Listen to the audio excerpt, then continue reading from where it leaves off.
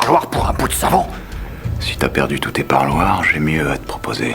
Je te conduis jusqu'à elle. Michael révèle le plan d'évasion. Sucre refuse catégoriquement. Il ne lui reste que 16 mois de peine. Il attend sa sortie pour se marier, il refuse de prendre des risques. Michael lui demande simplement de garder le secret. Il fallait que je te teste, pour voir si tu gardais le secret. T'aimes les secrets?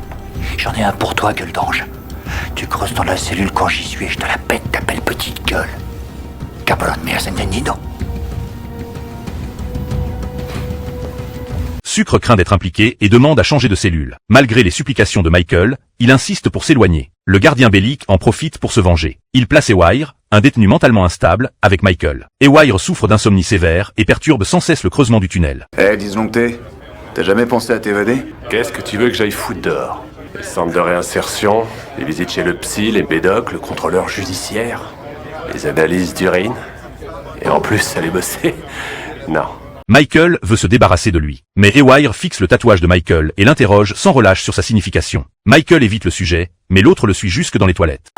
C'est un plan? Qu'est-ce que tu viens de dire? Ton tatouage, c'est un plan? T'hallucines, mon vieux. Michael s'enfuit, paniqué. Chaque fois que Ewire mentionne le tatouage, il le fait taire brutalement. Ewire est mentalement instable. Une nuit, il s'approche discrètement et arrache les vêtements de Michael. Ton tatouage, c'est un labyrinthe. T'approches pas de moi.